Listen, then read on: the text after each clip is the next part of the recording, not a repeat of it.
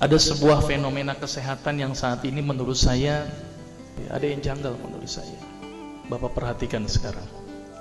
Dokter makin banyak, klinik makin banyak, rumah sakit apalagi.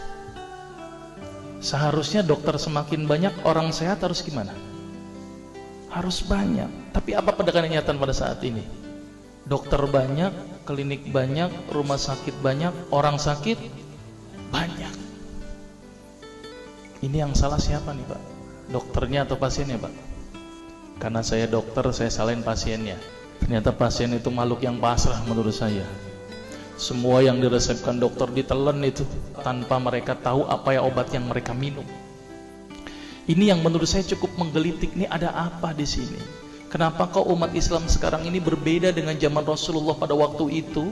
Sampai ada seorang tabib praktek di Madinah selama kurang lebih 2 tahun itu nggak ada pasiennya. Kenapa kok berbeda sekarang dengan umat Islam zaman sekarang? Ini ada sesuatu yang salah menurut saya.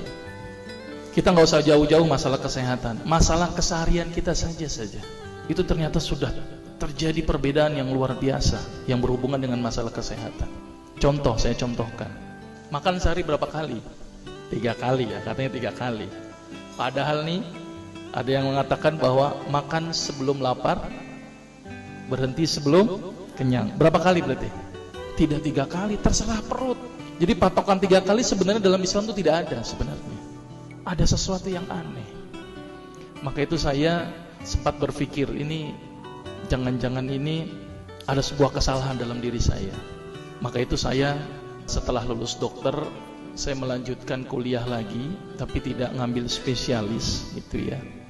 Jadi saya ngambil kuliah lagi jurusan tafsir hadis gitu ya. Ketika belajar hadis itu banyak sesuatu yang menurut saya luar biasa yang tidak pernah dikupas. Ya, ilmu kesehatan yang luar biasa tetapi tidak pernah dikupas. Nah, di situ saya bertemu dengan seorang ustadz. Kemudian ustadz itu bilang begini. Ini latar belakang saya kenapa saya belajar pengobatan Nabi. Ustadz itu bertanya kepada saya begini, "Dok, antum yakin gak sih dok kalau antum masuk surga?" Saya jawabnya pada waktu itu apa? "Yakin Ustaz, saya masuk surga karena Allah menurut prasangka hambanya." Tapi Ustaz itu bilangnya lain. "Kayaknya antum masuk neraka deh." Waduh. Dia memberikan data-datanya ke saya. Makanya saya bersyukur kepada Ustaz tersebut ya. Dia ambil pada waktu itu, mohon maaf ya, saya menyebut merek, mohon maaf. Lihat dong, Lovenox, obat yang dipakai untuk mengencerkan darah. Biasanya diberikan pada penderita penyakit jantung, stroke dan gangguan bekuan darah. Di situ tertuliskan kata apa? Porsin origin. Ada yang tahu porsin? Porsin itu isinya Pak, babi Pak. Saya bilang, waduh, berarti dok kalau antum resepin porsin satu pasien, antum telan itu obatnya, kira-kira ibadah orang tersebut diterima gak sama Allah? Siapa yang dipersalahkan nanti? Diambil obat yang kedua, Atrapid. Apa itu? Insulin. Tulisannya apa? Human insulin.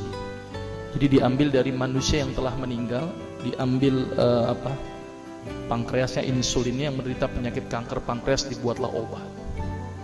Berarti dokter sudah menyuntikkan manusia ke dalam manusia. Diambil obat namanya analsik. Apa itu analsik? Obat untuk pusing. Ini di kalangan dokter sering resepin ini. Isinya apa? Antalgin dan diazepam. Makanya kalau orang minum obat ini pasti ketagihan, saya yakin. Karena kenapa? Karena mengandung diazepam. Diazepam itu apa? Narkoba.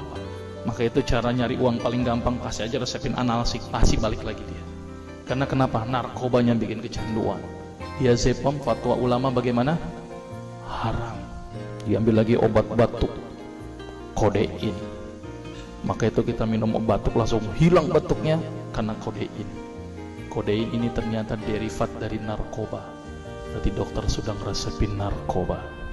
Diambil semua obat sirup di depan saya, lihat dok, ada nggak yang tidak mengandung alkohol? Semuanya mengandung alkohol. Saja saya pikir, masya Allah, berapa ribu pasien yang telah saya resepkan obat-obatan haram tersebut. Ini yang menjadi kegelisahan saya Pak. Terus kemudian saya melihat ada sesuatu yang salah. Kenapa? Karena agama Islam tidak dipelajari secara benar.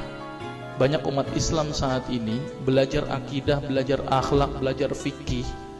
Tapi lihat, pernahkah umat Islam di sini belajar masalah kesehatan Islam? sedikit sekali. Kajian-kajian tentang kedokteran Islam hampir tidak ada. Makanya tidak heran sekarang umat Islam yang notabene hebat menurut saya katanya, tapi ternyata banyak yang sakit karena dilupakan aspek ini.